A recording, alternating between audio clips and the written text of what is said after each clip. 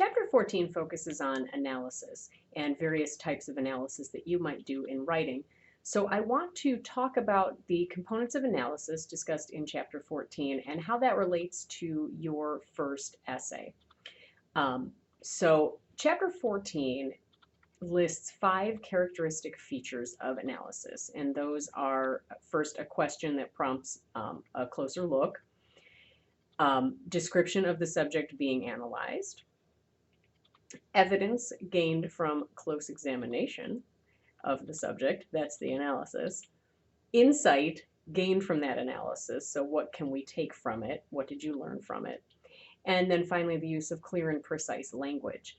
So in your first essay, you've been asked to choose a community that you're part of and then focus on an issue, a trend, a thing happening in that community and analyze why it's happening as well as how it's affecting the community. So let's think about an example.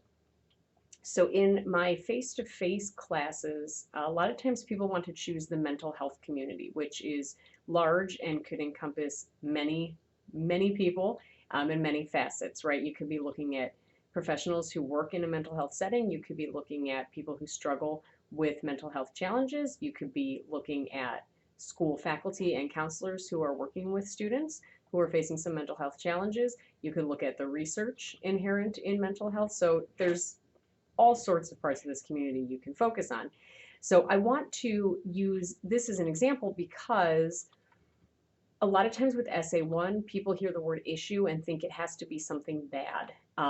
But let's say we're going to take the mental health community. You could look at an issue in that community such as the shortage of mental health care workers that our country currently faces. So that is certainly an issue in the mental health community, that there are simply not enough social workers, counselors, therapists. So that's an issue you can analyze. You could also analyze a trend in your community. So for instance, in the mental health community, perhaps a certain type of therapy or service is gaining momentum. Say CBT, cognitive behavioral therapy, right?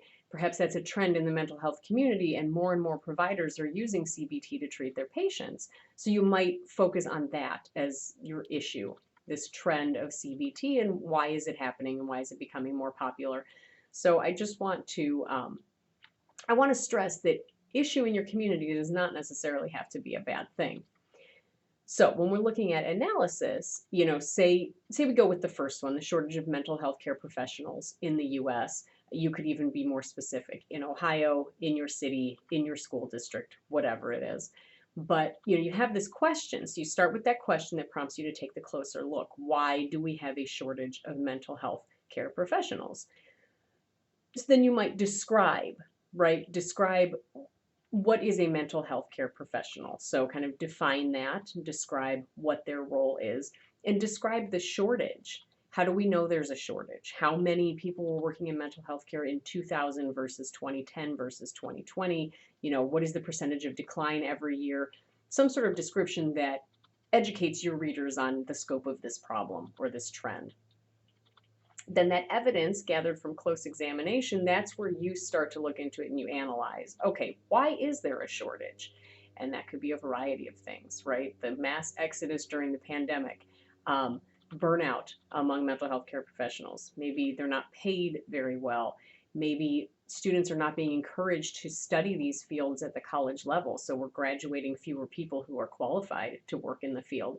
So there's all these potential reasons, right? But that's looking at that evidence, and then what evidence do you have to support those reasons? So if you're going to say, well, they're all suffering from burnout, how do you know, right? Have you experienced it yourself? Do you know people who have? Have you read articles on it? Whatever. So that's your evidence drawn from close examination. And then the insight you gain is that kind of, so what? Okay, this is the problem. This is why it's happening. So how is it affecting us, right? What have you learned from writing this essay, and what can your readers take away from it? So that's that insight gained. And then of course you do want to use clear and precise language. So especially with a community like mental health, you know, mental health can refer to so many things. So you might have to clearly define specific diagnoses, right? Or you might have to explain certain techniques, or you might have to differentiate between licensed professional counselor and psychiatrist. So Clear and precise language. Make sure your readers know what you're talking about. So I'd like to briefly kind of apply these concepts from chapter 14 to the essay that you were assigned to read on page 1039, which is Why Colleges Shower Their Students with A's by Brent Staples. So it's a quick read. Let's go ahead and read that. But when you're looking at these 5 aspects of analysis, so we start with the question, and Staples' question is, why do colleges shower their students with A's? As he words it in the title, but why have GPAs become more inflated in recent years? So that description, Staples kind of briefly explains at the beginning how the free market works and compares that to the way that grades are issued in college, and he does describe what grade inflation is. A little briefly, if you ask me. I do wish he had a little more detail, but this was originally published in the New York Times, and so, you know, newspaper articles tend to be a little brief. Questions of genre, right, that we talked about in chapters 1, 2, and 3. Anyway, Staples goes on to consider all the reasons that grades are being inflated at the college level. So that's that evidence drawn from close examination, right? And Staples talks about part-time instructors or adjuncts who don't have job security, so they often feel pressure to inflate grades to keep their students happy and thus keep their jobs. He talks about college administrators who essentially want to fill courses, make sure they run, make sure they're getting those tuition dollars, and so they make things a little easier for the students, happier students, right? More butts in seats. Staples talks about how for-profit colleges like the University of Phoenix, which tend to be easier than traditional colleges and universities, are kind of stealing students. He talks about the high cost of tuition and how students are paying so much now for a degree that they're starting to demand more return on their investment, essentially higher grades, and that colleges in general have formed more avenues and ways for students to appeal grades that they don't like. So all of these things Staples uses as evidence for why this problem is happening.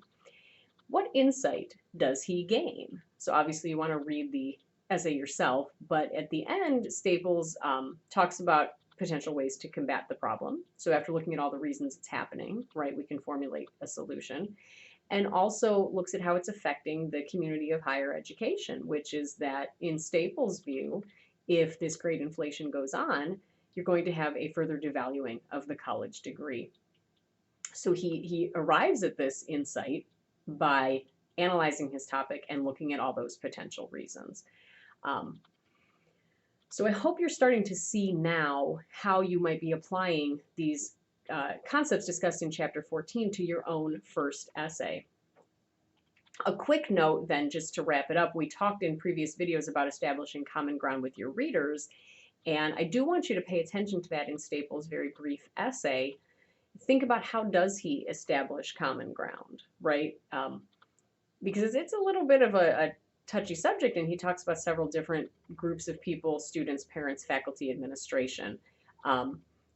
I would say that he does do things like show sympathy for various groups, right? Staples shows sympathy for teachers who feel they have no choice but to inflate grades because they want to keep their jobs. He shows sympathy for students who are paying so much to attend college. He refers to crushing college debt. So simply by showing sympathy to many groups, Staples is able to establish a common ground with a lot of his readers. He does, I think, and you might agree if you read it, he does seem to show more sympathy for faculty than he does for administration.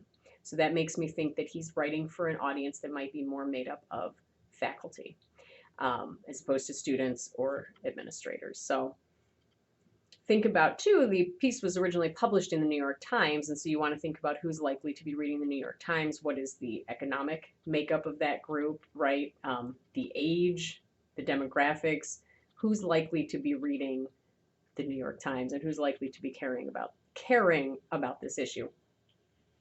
Okay, this video has gotten quite long, but I just want you to kind of be thinking about these things as you turn to your own analysis in Essay 1. So please let me know if you have any questions, and happy writing.